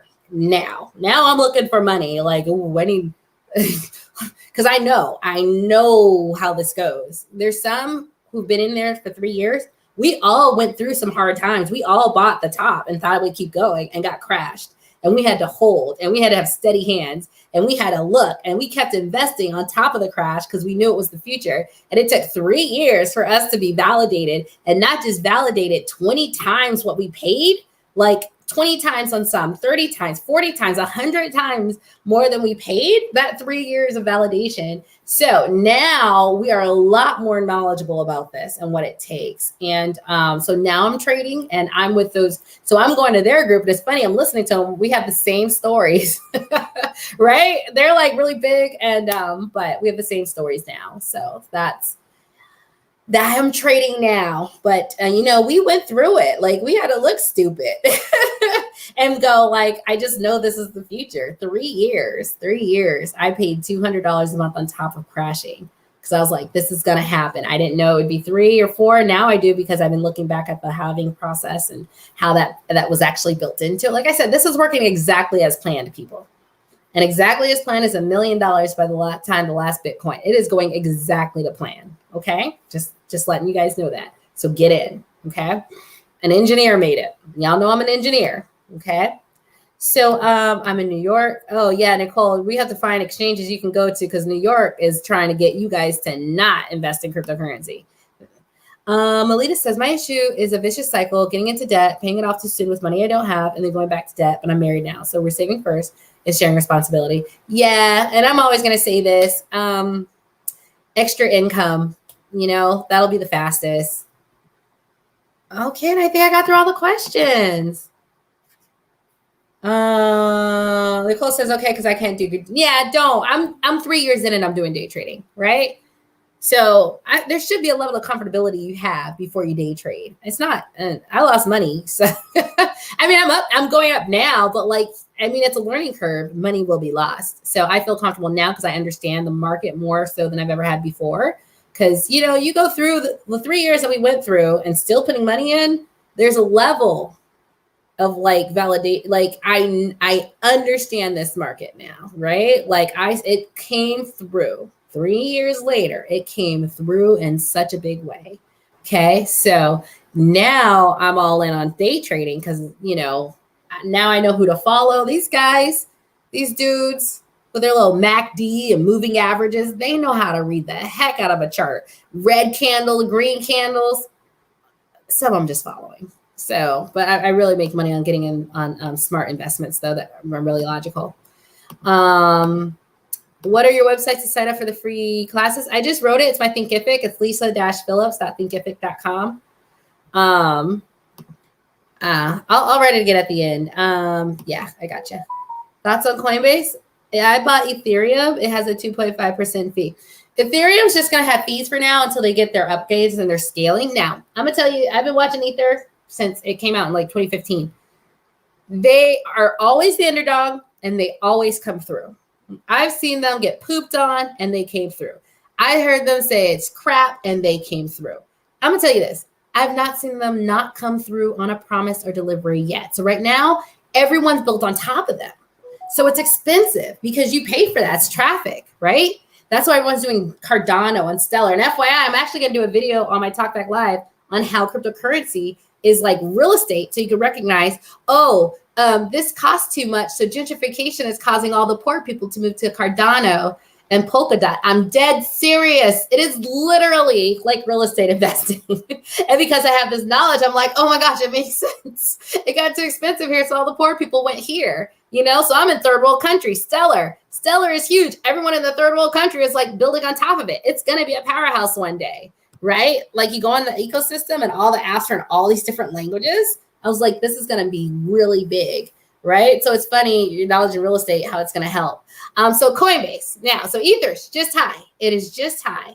They're scaling right now. They have three big things coming over the next 3 months to raise the price as well as help with the scaling issue. So the gas fees aren't high, so you can maneuver and around a little bit more easy. So that's gonna depending on where you are. Coinbase, that fee's a little high in other places. I haven't bought Ether in so long, so that might just be standard. Coinbase is good for beginners. Once you get more advanced, you really get off Coinbase. Like right now, I'm moving off Coinbase for any coin I can't stake and make passive income. But they're really good to start because they're pretty secure. They're more secure than when I log into my bank account, right? And it's not like you don't have hundreds of thousands. Everyone's like, oh, it's not secure. It's not secure. Listen, I log into my Bank of America account with less security. Like I don't do like a Google Authenticator on my, you know what I mean? So like it's just as secure as your money in the bank, and people have a lot more money in the bank. So it's fine for beginners, but at a certain point, you are going to migrate off to take advantage. They know it's for beginners, so they don't offer as much as other places that are trying to get your beginner money, where they do offer 8%, 10% staking. You can literally make 10% compound interest on some of these apps, 12%, 20%. I'm not joking. This is free money, y'all. Free money. Oh man, I want to get started. Girl, I'm not pumping y'all heads up. I've been through the fire. Okay. This is it. Like now there's going to be a time far in the future where it doesn't get like, you don't just make money by breathing, but the incentives for the money to come to different places, they're like, we'll offer you 10%. We'll offer you 15%. Come on. We need you on our exchange so we have liquidity. Right. And, that's why it's so good, because it's new and they're trying to get the few dollars. But when there's a lot of dollars, they don't have to offer as much. Diamond hands. That's the name, Keenan. Diamond hands. 3 years. I bought. It crashed. I was like, oh no. But I knew it was the future. I didn't know when. I was like, I'm just going to spend, that validated for me. I'm going to spend $200 a month, and I caught my coins and it just auto paid. I wasn't looking at it. I was an investor, not a trader. Just like when you put $200 in your mutual funds, and you don't look at it. That's all I did. Diamond hands for real. There is no reason for me to have that much money, but there is a reason, because I was like, oh, okay. There's more money made on the 50th ranked currency than the entire NASDAQ down S&P. That's why all the money's here. It's not there anymore. I actually am really concerned for people in the stock market. I'm in this group of like Black people in the stock market, and they're doing really good. But I was like, y'all realize that the money's not going to be coming in this market anymore. It's going into crypto. I'm like sitting here making 10% interest. Like, it's not going into stocks. I made like 100x on this thing I bought for $5, and it's $500. Okay. Like, I'm not going into stocks. There's no way I can make that money, because there's not that much money in them. Since this is global, there's just, I think I looked at the 24-hour trading volume of like the Dow, the NASDAQ, and the S&P. It was like 1.5 billion. The 50th ranked currency, okay, was like at 7 billion. It's 7 billion market cap. Or it was just like, it was equal to the 50th ranked currency. The top currencies were like triple that for one currency. So that's why the money's being made. All the money's there. It can't even compare to the stock market. So y'all gonna be left holding the bag, because I'm smart and savvy, but like, so are they. They're not going to keep their money there. Like, why? Why get 2% on IBM when I'm making 18%, 6% and $1,800? Like, it doesn't even make sense to keep it there anymore. They just can't offer what's that. What's your thoughts on Dogecoin? It is useful. They have social capital. Now, listen.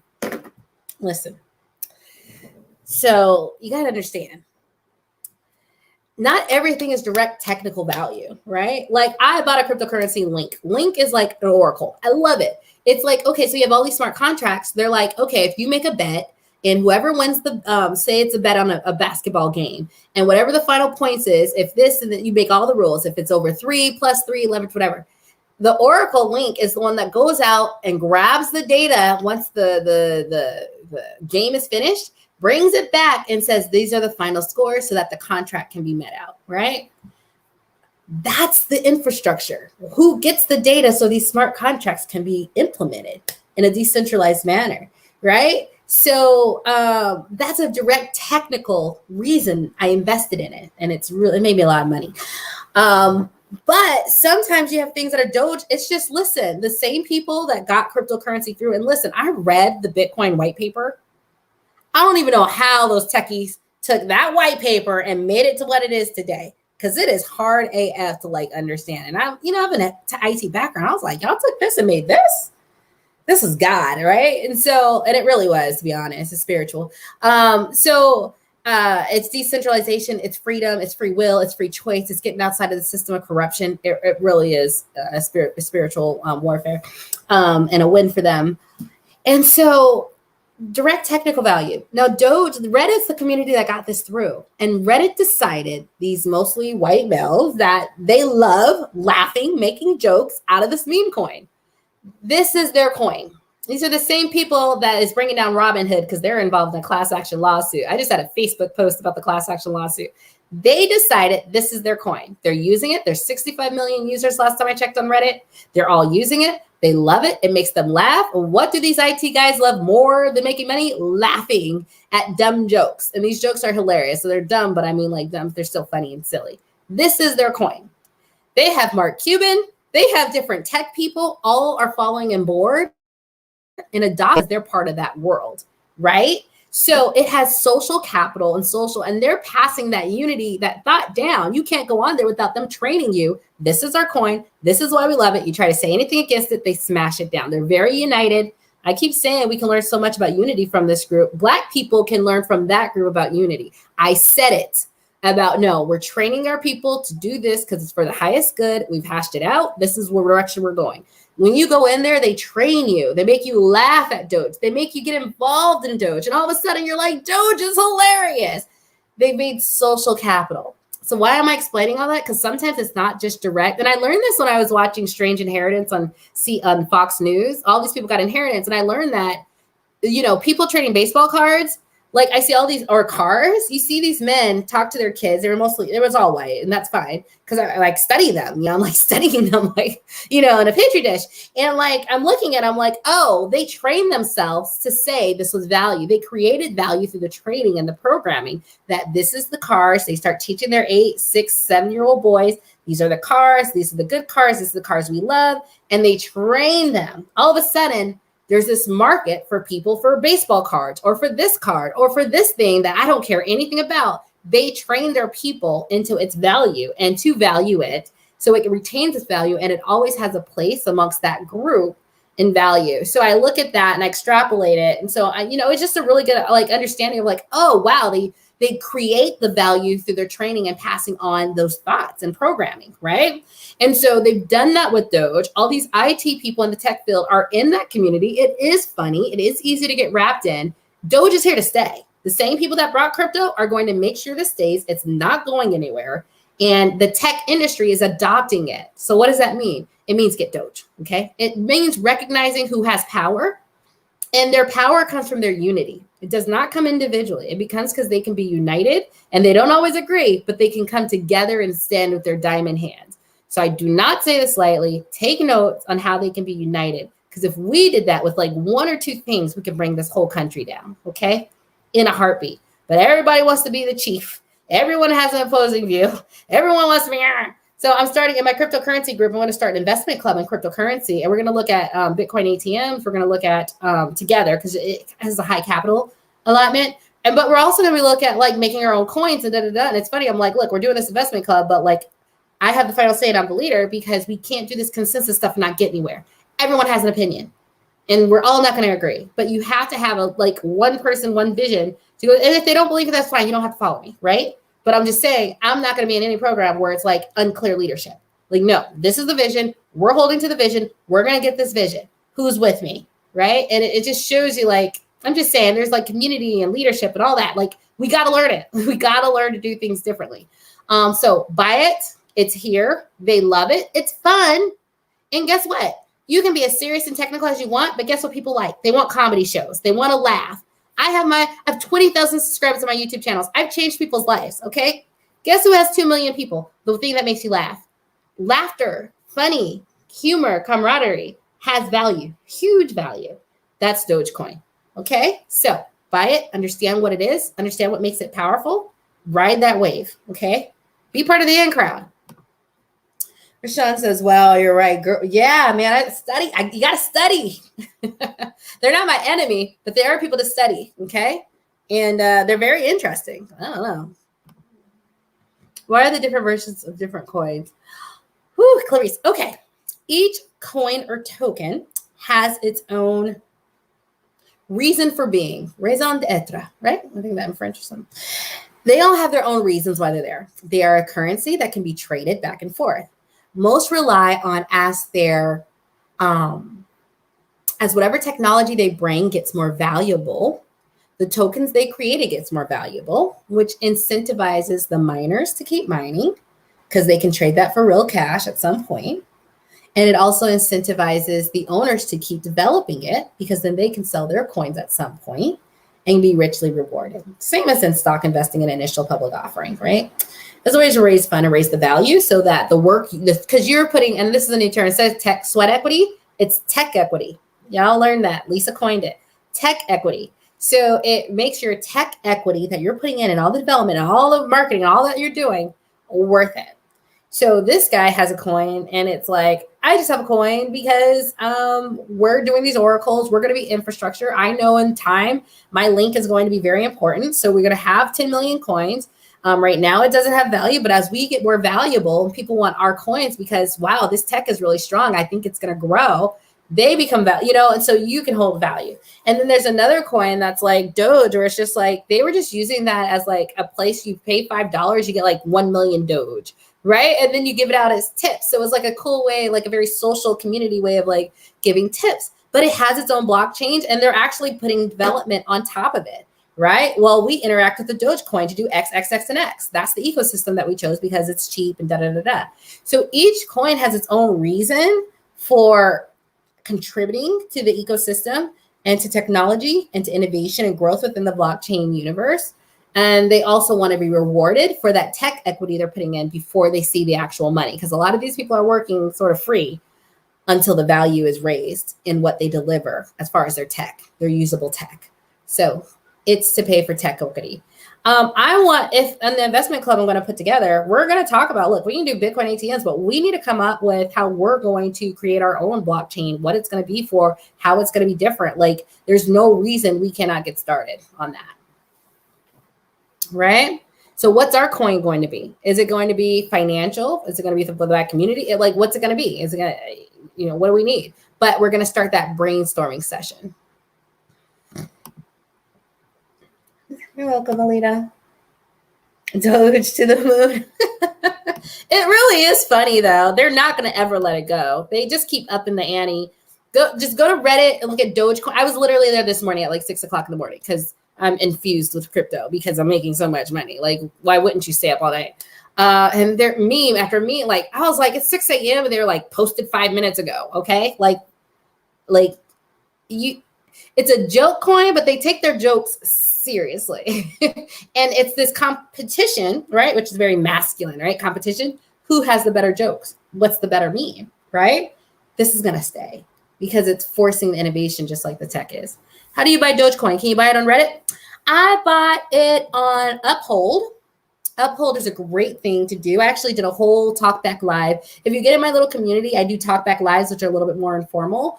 It's not like a straight lesson. It's like, look, Uphold. I'm using it. I got my debit card. This is how I use a debit card. I have my debit card to my Amazon, to my Target. This is how I'm using it. I'm hooking it up to my GPay. So I have some informal ones. And so Uphold's good. You can buy it off, I think, Binance. You can get it off KuCoin. And actually, I'm actually going to do a whole video on like how Americans get access to these coins that our government's trying to. Our government's so corrupt, guys. When are we taking our pitchforks? Yeah, we're so mad at those people going to the Capitol building. This place is corrupt. Why do you want to keep it? Okay.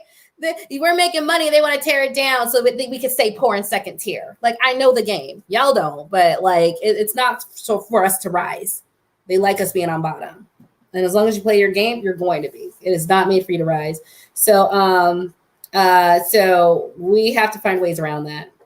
But I refuse to not be in this game. It's freedom. It's decentralization. It's out from under their governance. It's finite. It's not unlimited money printing for your cronies and your big friends in the Wall Street. What are the best exchanges to buy crypto? Listen, you're going to want to be on all of them because some only have access to these coins. Some, as an American, you can't even get on. You're only going to be at all. So I'm on Coinbase. You can go on a US Binance. You can go on the regular Binance. I got to teach you how to do that. You can go on Gate.io. You can go on KuCoin. You can go on Kraken. You can go to crypto.com. And BlockFi. And then you're going to get some wallets. It's a little bit, that's why I'm going to do a video on it, a training, because it's like, it's an internet ecosystem. But there's a coin that's like worth 2 cents and you have like $100. Like, you're going to figure it out. Okay. Because time's money. There's times that I couldn't get access to a coin. It went from $2 to $7. I just bought Beta, which is like a decentralized YouTube, because, I hope they don't put porn, like horrible stuff on there, but, decentralized YouTube, and 3 days. So my $200 was like, however many percentages less effective. So you're going to learn how to get these coins. Okay. Absolutely. Doing me. All right. Is that diamond hands, heart hands? Yes, we're studying white people in the Petri dish. I really do. Not in a mean, I just gotta, like, you gotta know what they're doing and why, or why it doesn't seem like they understand racism, or why I think they do. Like, you gotta just like, but at the end of the day, they're doing this right. So you can say, whatever you think their problem is, they do things right. Okay. Like, okay, I'm just gonna be real honest with you. Y'all might take it any other way. So I live in a city where it's like 50% white, 50% black. It is dead even. I actually like that. because when I go to different restaurants and businesses, I like the dynamic. I like the creativity of like the Black people who work there and how it's fun and engaging, but I also like how like the white people show up on time and are really strict about like things getting done and getting done properly, you know? So you can say whatever you want, but I actually like they're like, I've always learned that like, you got to learn like what people are good at what and mimic it. So, you know, like I'm all Black. Yeah, of course, you know, I'm here for my community, but shoot, you know, I do recognize there is a place for both of us where it can actually work out really, really well because we each have strengths and weaknesses. Okay. So I do study them.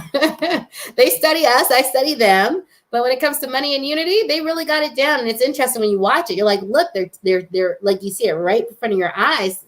That they know they're doing this. They know they're creating their own ecosystem of value, you know, that can sustain them. Laughter is social currency in itself. Very true. Yeah. So like, stop thinking, oh, it's a joke coin. Jokes are funny. Okay. Like people love jokes. Laughter is healing for the soul. And they just keep one-upping themselves. Like at 6 o'clock this morning, like it's here to stay. And they absolutely love it. They absolutely love the fact that it's a meme coin and Mark Cuban and this another tech giant out in California. But like it's a technical, like, you know, website. So of course these tech people and usable tech are going to adopt it because they're laughing too. Clarice says, thanks. I'd love to be a part of the investment club. Yes, join my Bitcoin for Beginners group. And I have a post under the announcement saying who's interested. This is the ideas I have. And you gotta read it and then post that you're interested. And I'm going to send a private group that no one can find to those interested. Okay. Here, let me go find it now and I'll put it in the audience and I'll put it in the chat. It's grown. It's like 700 people. It's sort of funny. But I mean, I hope y'all know the money's here to be made. I'm still on Coinbase, but ready to move. Yeah. I'm here, you Jafar. Yeah, Clarice, like I said, I will just say you know, you don't got to follow the leader. You can do something else, but I'm like, we're not going to be doing this. Yeah. I'm a consensus builder. Y'all know I'll ask for feedback, but ultimately we got to keep this moving. And I know my work ethic. I know my vision. I know how I can hold to the vision. I know how I get things done.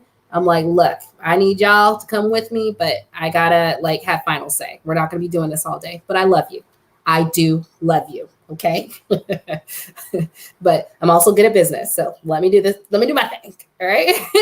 And you do your marketing, you do the research, and we're gonna have different arms too. Cause we need someone like looking at ATMs and like asking people on the street, like, why did you go to the ATM? We're going to have the think tank of people looking at the feasibility of like us doing our own blockchain and what it would be and what's needed in the community and what can we do with tech. Right. You know what I'm saying? So we're gonna have marketing and like and you know we're gonna have like we're gonna need a group like that does the looking for grants. There's a lot of places right now. If you're a Black startup company or group, like you can get grants. Like we'll need a grant arm, right? Which has more status and standing than maybe another arm. So all those things need to be. We're gonna do this right. And cool. Oh, let me give you the thing. Yeah, and sometimes you're just set up for it. It's just the business background, and then I'm in service organizations where we do have subcommittees and we're in charge for their part, and it all makes the whole. So I do have that background and like divvying it up and like, okay, let's go, let's do this. And I chair my own committees. I'm a fierce chair. They be getting mad at me sometimes. I was like, sorry, we can't be doing all that. We got to get this done and stick to the commission and call it a day. I know you want to do this, but we got to stick to the mission. Uphold. I'm on the wait list. Okay, so there's a credit card, but you can also get the debit card. I am transferring half of my spending money to Uphold because I'm riding that Bitcoin wave just went up. I'm riding that wave. And then I switch to gold when it goes down. And then I ride the wave. Where do you buy Dogecoin? Uphold, and I think Qcoin, and I think Finance USA. So you can buy it. Thank you. You're welcome, Nisi. Do you day trade, swing trade, or long-term trade? Long-term, swing. Sometimes day, sometimes I can just tell when there's a lot of news of crypto that all the coins are just going to go up for a few days. And that hour can give you a 10, 20% return. So like that, I'm getting deeper into it. Like right now, I'm like following a lot of the day traders and getting to learn the lingo, because they're really, really good at like presenting to the public. But yeah, but definitely long term. They're all corrupt though. Yes, they are. Yes, they are. We need to open our eyes. Where do I get an altcoin, girl? You got to be on like all the exchanges, because some only have this, some, like, but you get used to it. Wow. Okay. Okay. There's a lot of questions. All right. We're off the. Okay, so I'm closing out Clubhouse. Thank you, Jeff. Appreciate it. Melita says, you're not lying about Doge. I have a friend that aggressively added me to the Doge investment group, and they ain't playing. They study charts, look for candles and teacups or something. Girl, MACD, rolling average, the undercut bit. Girl, I'm learning how to trade. But yeah, Doge is sort of serious. Like 6 a.m. and like I was like, there were 4 posts within this last hour. Y'all are serious. And so it's a joke coin, but jokes are serious. So buy Doge. Buy Doge. Okay. Is it going to be like shoot to the moon? I don't know. But is it going to be here to stay? Yes. Did I miss the link for the beginning Bitcoin? So go here to my Facebook group, Bitcoin for Beginners, and then look at the announcements, because I have my past lessons. I have the next live I'm going to do. I have I have the investment club about if you're interested, how it's going to be. I just need a little bit of time, but around next week, I'm putting a PowerPoint together, because we're going to go over, like, this is how I want to structure it. This is the different committees we need. This is what I'm thinking. We could focus on just this, but we also do this, this, and this. And then, of course, after like we vet that out, and I'll have my own idea of how it needs to look and what I want it to function like. But, of course, I'm going to take some input. But after we vet that out, after 2 or 3, we'll submit an application to join, submit like a fee to join, because I'm not wasting my time with people who aren't serious. But I know it's like a whole bunch of serious women, like a lot of like, girl, let's do it. So I know we're going to do it. And then, but, I want to talk to everyone who's on board about the structure. And then see after that, like, if you guys can get on board, if this makes sense to you, if you want to see this go, let's go. Right. I even have like the pricing tier, like, like if you're on like a certain subcommittee, you get like, we divvy up like an extra 25% of profit that can go to the people in the subcommittees, because they're actually doing extra work. And that as that grow, that would be better. Ooh, let me send a message. Yeesh. Y'all get a dating coach. I'm telling you. Let's go. Rosemary said, how do you best scale up to 30K properties? Went to BlockFi. Rocky, I'm going to BlockFi too, but just as diversification, because I'm going to tell you guys real truth. I logged into my Coinbase account. I had started moving my stuff to one of my Celsius wallet, because Celsius is like really high percentage rates. And really high percentage rates. And so I was like, only half is left in Coinbase. And I went to Coinbase and I didn't see a balance. It said 0. And I'm like, oh no, because I put all my information all over the internet because I'm trying to inspire you guys. And I know that's a risk that I might be like at risk for like a scammer, but I was like, no. So I contacted them. I was like, I'm seeing 0 balance. What happened? Because I'm getting every notification on everything. I'm like, I got no notification. And then they're like, just try another browser and clear your cache. And I did. And I saw my money, but I was like, holy, what the? Okay. Oh, I thought I lost $60,000. So, and I was going to have to tell everybody, oh guys. So I got Nexo, BlockFi, and Coinbase, and and Celsius and some other wallets. So amongst putting all my business out, but I upped my factor and I actually spiritually cast protections around me, because y'all know I'm spiritual. So don't be messing with me. You're going to be messing with my guides, and you don't want to mess with them. Okay. So I protected it like spiritually, and then like, I, put in an extra authentication. But now strategically, I am going to diversify amongst all of the, okay. I'm going to diversify amongst all of those, and the BlockFi, Nexo, Celsius, they offer and even crypto.com, they offer interest in staking the passive income, because I've been missing out on passive income because I'm just now more comfortable going off the thing. And so that's why I'm like, oh, that's how much you're going to get next month. Yay. Right. But that's where I'm diversifying to, because if something happens where one gets locked down, I have the other 3. Literally, we're at that point where not having all your eggs in one basket is a good thing. Okay. This is dead. This is real. Rocky said, I just requested to join the Facebook group. Okay, thanks for the link. Thank you. I started buying Bitcoin. I've had like 500 people start buying because of me. Listen, diamond hands, okay? I've been through this. We made it through the storm. Listen, I'm going to say it. Let me be your Moses. We gonna get to the promised land. Just do it now. I showed you the numbers.